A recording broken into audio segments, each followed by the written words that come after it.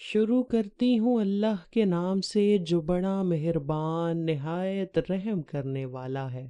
एक इलाके में एक शख्स रहता था जिसका नाम उबैद बिन कैस था। एक दिन वो मेहनत मजदूरी करके शाम को अपने घर पहुंचा तो उसने देखा कि उसकी बीवी बुलंद आवाज से रो रही है। वो बीवी को रोते हुए देखकर बहुत ही परेशान हुआ। उसने बीवी से रोने की वजह पूछी तो बीवी ने कहा कि हमारे घर के साथ जो फल का दरख्त है उस दरख्त पर चढ़कर एक शख्स हर रोज फल तोड़ता है और हमारे घर में देखता रहता है। आपको पता है कि मैं एक बापर्दा औरत हूँ। मुझे ये गवारा नहीं है कि किसी की नजर मुझ पर पड़े। उसके अलावा हमारे घर के किचन में जो खिड़की लगी हुई है वो खस्ता हाल हो चुकी है। हर गली से गुजरने वाले की नजर सेहन में काम करते हुए मुझ पर पड़ती है। बीवी ने अपने शोहर से कहा कि ऐसा ना हो कि मैं घर में सारा दिन तन्हा रहती हूँ, कोई घर में दाखिल होकर मेरे साथ जबरदस्ती करके बदकारी कर जाए। शोहर ने दिल में सोचा कि मेरी बीवी तो बहुत ही हयादार और मेरी गैर मौजूदगी में मेरी इज्जत का ख्याल रखने वाली है, इसलिए खावंद ने किचन में लगी खस्ता हाल खिड़की को बंद करवा दिया। उसने घर की दीवार के साथ जो दरख्त लगा हुआ था उसको भी कटवा दिया। खावंद ने कहा कि आज के बाद तुम घर के लिए जो भी सौदा सल्फ लाती हो वो भी ना लेने जाया करो, मैं खुद सारा सौदा सल्फ ला कर काम पर जाया करूंगा। तुम एक वफादार और बाहया बीवी हो, इसलिए तुम घर में रहा करो ताकि किसी गैर शख्स की नजर तुम पर ना पड़े। बीवी खावंद की बातें सुनकर बहुत ही खुश हुई। उसने अपने खावंद से कहा कि ये तो आपकी बड़ी मेहरबानी है। एक दिन ऐसा हुआ कि उबैद बिन कैस घर में जल्दी आ गया। जब वो घर में दाखिल हुआ तो अपने घर में किसी गैर मर्द को देखकर बहुत ही हैरान हुआ। उसने देखा कि उसकी बीवी किसी गैर मर्द के साथ बदकारी की हालत में बिस्तर पर लेटी हुई है। बीवी को इस हालत में देखकर शोहर समझ गया कि मेरी बीवी ने घर के पास दरख्त और किचन की खस्ता हाल खिड़की इसलिए बंद की थी कि कोई मुझे जना करता हुआ देख न ले। ये सब मेरी बीवी ने इसलिए किया था कि मुझे यकीन हो जाए कि मेरी बीवी बहुत ही बापर्दा और बाहया है। उबैद बिन कैस ने जब बीवी को ऐसी हालत में देखा तो बीवी को कुछ न कहा।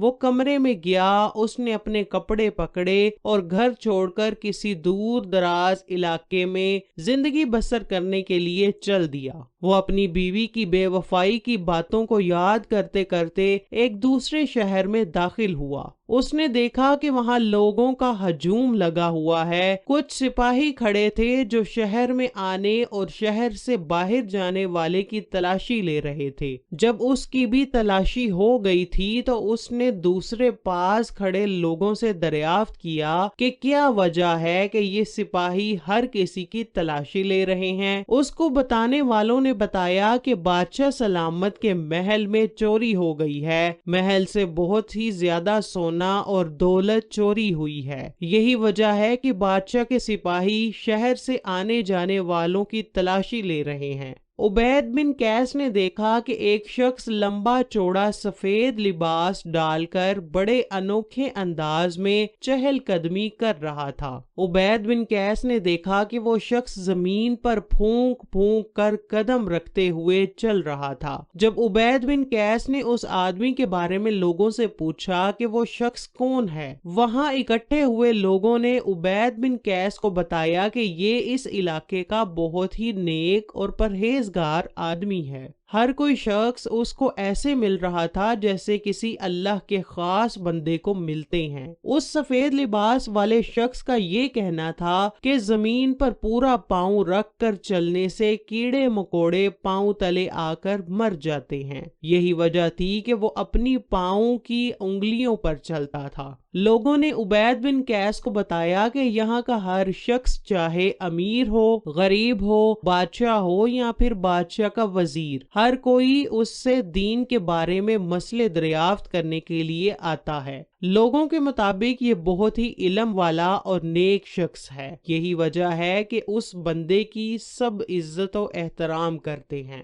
لوگوں کی سب باتیں سننے کے بعد عبید بن قیس نے کہا کہ مجھے بادشاہ کے پاس لے چلو، مجھے چور کے بارے میں پتا چل گیا ہے کہ بادشاہ کے محل سے کس نے چوری کی ہے۔ سپاہی بڑے حیران ہوئے کہ اس شخص کو کس طرح سے چور کا پتا چل گیا ہے۔ جب عبید بن قیس کو بادشاہ کے محل میں پیش کیا گیا اور سپاہیوں نے کہا کہ بادشاہ سلامت، یہ بندہ کہہ رہا ہے کہ مجھے آپ کے محل سے چوری کرنے والے چور کے بارے میں علم ہے، تو بادشاہ نے اس سے دریافت کیا کہ اے بندے بتاؤ میرے محل سے چوری کس نے کی ہے؟ عبید بن قیس نے بڑے ادب و احترام سے جواب دیا، بادشاہ سلامت، جس بندے کو سارا علاقہ نیک اور پرہیزگار مانتا ہے، جو اپنی انگلیوں کے بل چلتا ہے، وہی آپ کا چور ہے۔ عبید بن قیس کی بات سن کر بادشاہ بہت ہی حیران ہوا۔ بادشاہ عبید بن قیس سے بہت ناراض ہوتے ہوئے کہنے لگا کہ تم اس نیک اور اتنا علم رکھنے والے پر الزام تراشی کیوں کر رہے ہو؟ کیا تمہاری اس نیک بندے کے ساتھ کوئی دشمنی ہے؟ تم کو اس پر الزام لگانے سے پہلے سوچ لینا چاہیے کہ یہ اتنا نیک اور پرہیزگار آدمی کس طرح سے چوری کر سکتا ہے۔ عبید بن قیس نے کہا کہ میں دعوے سے کہہ سکتا ہوں کہ بادشاہ سلامت، آپ کا چور وہی شخص ہے۔ اس نے کہا کہ بادشاہ سلامت، جب دین اور نیک کاموں میں دکھاوا نظر آنے لگ جائے تو سمجھ جاؤ یہ بندہ اپنے اندر کوئی نہ کوئی راز چھپائے ہوئے ہوتا ہے۔ جو بندہ حد سے زیادہ نیک بننے کی کوشش کرتا ہے تو اس کا مطلب یہ ہے کہ دال میں کچھ کالا ضرور ہے۔ دیکھنے والے کو تو جو کچھ وہ کر رہا ہوتا ہے وہ کچھ حد تک ٹھیک نظر آ رہا ہوتا ہے، لیکن وہ نیک ظاہر ہونے والے کے معاملات میں کسی نہ کسی جگہ گڑبڑ ضرور ہوتی ہے۔ جو بھی بندہ اپنے آپ کو بہت ہی نیک اور علم والا،